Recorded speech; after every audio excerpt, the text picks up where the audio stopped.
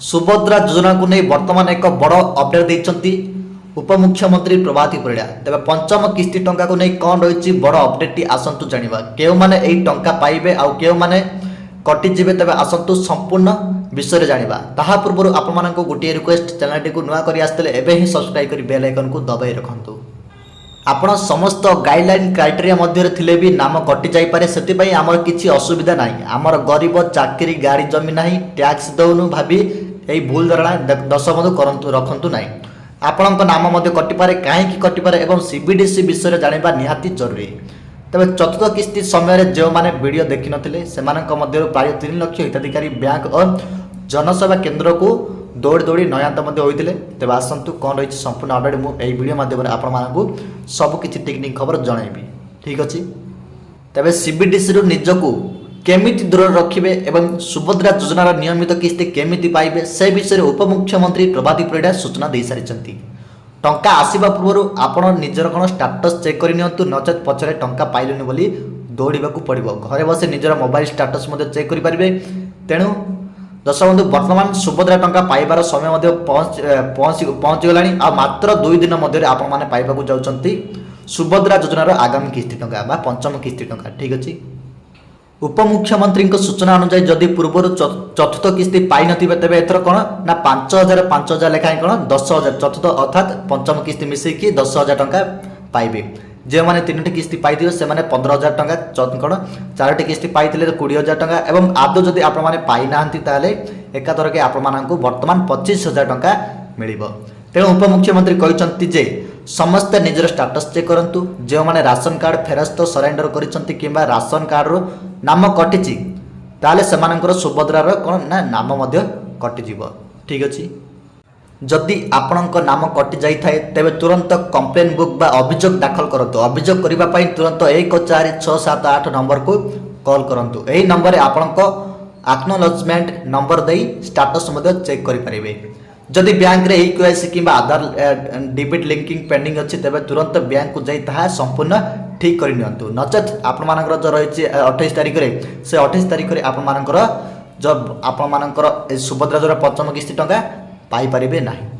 मन रखतु सुभद्रा गाइडलाइन अनुसार ration card नथिले भी सुभद्रा टंका मिल पारिबो किंतु राशन कार्ड फेरस्त करथिबा लोकन को धनी श्रेणी विचार करदाई नाम काटी दिया जाउछि मध्ये सेतिबाई करेक्शन कराई नियंतु। ठीक अछि सीबीडीसी वालेट सावधानता बैंक किंबा मेसेज रे बा सीबीडीसी एक्टिव करबा को आपण मानन को कुहा जिवो। भूल रे भी सीबीडीसी वालेट एक्टिव करंतु नाही। एहा कले टंका बैंक अकाउंट को न जाय डिजिटल वालेट को चली जाय जहा को आपण सहजरे काढ़ी किंबा खर्च करि परिबे नाही। ठीक अच्छे आपण मान नियाति भाव एति बुझी पारिले ना। जदि आपण मानकर जदि मोबाइल को कौन सीबीडीसी रे मेसेज बा कॉल आछि ताहले आपण मान कोन करिवे ना से गुडी को कोन जदि आपण मान किछ भी अकाउंट बैंक अकाउंट मागिबे किंबा आधार कार्ड एगुडा को मागिले आपण मान कोन करिवे ना से मान को देबा नाही। ठीक अच्छे से मानकर कथा को इग्नोर करिवे। ठीक अच्छे आपणक बिना अनुमति रे जेपरी सीबीडीसी वालेट एक्टिव न होवे सेति पई बैंक को जाई किबा कॉल करी अपडेट करंतु। टंका आसीबा तारीख एई मास 28 तारीख राखी पूर्णिमा दिन आपण मान नियाति भाव जानिथिबे जे रक्षाबंधन एथर सुभद्रा टंका मिलिबा को जाउछती। समस्त माँ भौणी मानकु कोन उपमुख्यमंत्री अर्थात उपमुख्यमंत्री प्रभाती परिड़ा सहित आमर मोहन चरण माझी कोन करिवे ना समस्त महिला मानकु कोन करिवे से माने सुभद्रा योजनार एक उपहार पठाइबे। ठीक अच्छे अन्य कहार नाम कटिब देखो जार अधिक जमी अच्छी कि मंडी अधिक धान बिक्री करिसंती आउ टैक्स पेयर चाकरिया कि स्कॉलरशिप जो मैंने पाउथिबे नुआ आवेदनकारी से कटि जाई पारंती। आउ जो मानकर जो 60 वर्ष जो महिला मानकर 60 वर्ष रु उदय होचंती से माने कोन करिवे ना से माने एई आम जो सुभद्रा योजना रे कटि जाई से मानकर आपे आपे कोन मधुबाबू भत्ता सेइथिरे कोन तांकर नाम जोड़ी जिवो। ठीक अछि आपण एतिके जानि परिले। तो दशबंधु केउ मानकर नाम कटिजिवो आसंतु जानिबा। पुणी थरे जदि आपणक परिवार कौनसी सदस्य बा आपणकर नाम रे कौनसी 4 चकिया जान बा 4 व्हीलर किंबा मोटर जान रहिछि तेबे सुभद्रा योजना रो आपणक नाम बाद दिया जिवो। तापर रहिछि जदि आपण आयकर बा इनकम टैक्स प्रदान करूछंती बा टैक्स दउछंती तेबे मध्य आपण एई टंका पाइबे नाही। जदि आपणक परिवार रे जलसेचित जमीर परिमाण 5 एकड़ रु अधिक किंबा अण जलसेचित जमीर परिमाण 10 एकड़ रु अधिक रही एवं आपण धान बिक्री पंजीकरण किंबा କୃଷି ପଞ୍ଜୀକରଣ କରିଛନ୍ତି ତେବେ ମଧ୍ୟ ଆପଣଙ୍କ ନାମ କଟିଯିବ। ଯଦି କୌଣସି ଛାତ୍ରୀ 1500 ଟଙ୍କା ବା ତାଠାରୁ ଅଧିକ ଅର୍ଥାତ୍ ବାର୍ଷିକ 18,000 କିମ୍ବା ତାଠାରୁ ଅଧିକ ଟଙ୍କାର ସ୍କଲାରସିପ୍ ବା ଛାତ୍ରବୃତ୍ତି ପାଉଛନ୍ତି ତେବେ ମଧ୍ୟ ସେମାନେ କ'ଣ ହେବେ ନା ସେମାନେ ମଧ୍ୟ କଟିଯିବେ ଏହି ସୁଭଦ୍ରା ଯୋଜନାରୁ। ଠିକ୍ ଅଛି। ତେବେ ସୁଭଦ୍ରା ଯୋଜନା ଲାଭ ପାଇବାକୁ ହେଲେ ଆପଣ ଓଡ଼ିଶାର କ'ଣ ସ୍ଥାୟୀ ବାସିନ୍ଦା ହୋଇଥିବା ଆବଶ୍ୟକ, ଆପଣଙ୍କ ବୟସ 21 ବର୍ଷରୁ 60 ବର୍ଷ ମଧ୍ୟରେ ହୋଇଥିବା ଆବଶ୍ୟକ ଏବଂ ପରିବାରର ବାର୍ଷିକ ଆୟ 2 ଲକ୍ଷ ବା 2.5 ଲକ୍ଷରୁ ଟଙ୍କାରୁ କମ୍ ହୋଇଥିବା ଆବଶ୍ୟକ। ଖୁବ୍ ଶୀଘ୍ର ସୁଭଦ୍ରା ଯୋଜନାର ପଞ୍ଚମ କିସ୍ତି ଟଙ୍କା ଆସିବାକୁ ଯାଉଛି।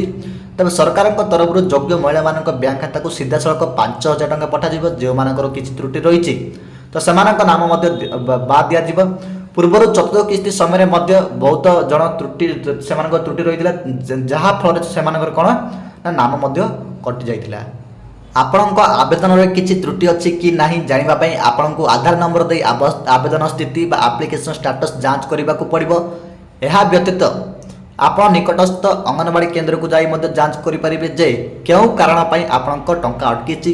ସୁଭଦ୍ରା ଯୋଜନାର ହିତାଧିକାରୀ ତାଲିକା ଏବଂ ରିଜେକ୍ଟ ଲିଷ୍ଟ ଆସିଯାଇଛି ମଧ୍ୟ। ଯଦି ଆପଣଙ୍କ ନାମ NPCI ରିଜେକ୍ଟ ତାଲିକାରେ ଅଛି ତେବେ ଆପଣ ଓଡ଼ିଶାର 30ଟି ଜିଲ୍ଲା ମଧ୍ୟରୁ ନିଜ ଜିଲ୍ଲା, ବ୍ଲକ, ULB ଏବଂ ଗ୍ରାମ ପଞ୍ଚାୟତ ବା ୱାର୍ଡ ନମ୍ବର ଚୟନ କରି ନିଜର ନାମ ମଧ୍ୟ ଯାଞ୍ଚ କରିପାରିବେ। ଠିକ୍ ଅଛି। ଯଦି ଆପଣଙ୍କର ରିଜେକ୍ଟ ଲିଷ୍ଟ ତାଲିକାର ନାମ ଅଛି ତେବେ ଆପଣଙ୍କୁ ନିଜ ବ୍ୟାଙ୍କକୁ ଯାଇ କ'ଣ ନା ବ୍ୟାଙ୍କ ଖାତା ସହିତ ଆଧାର କାର୍ଡ଼ ଲିଙ୍କ କରିବାକୁ ପଡ଼ିବ ଏବଂ ଖାତାରେ DBT ଏନେବଲ୍ କରିବାକୁ ହେବ। ତେବେ ଯାଇ କ'ଣ ନା ଆପଣମାନଙ୍କର ସୁଭଦ୍ରା ଯୋଜନାର ସହାୟତା ରାଶି ଠିକ୍ ଭାବରେ କ'ଣ ପାଖକୁ ପହଞ୍ଚିଯିବ। ଠିକ୍ ଅଛି।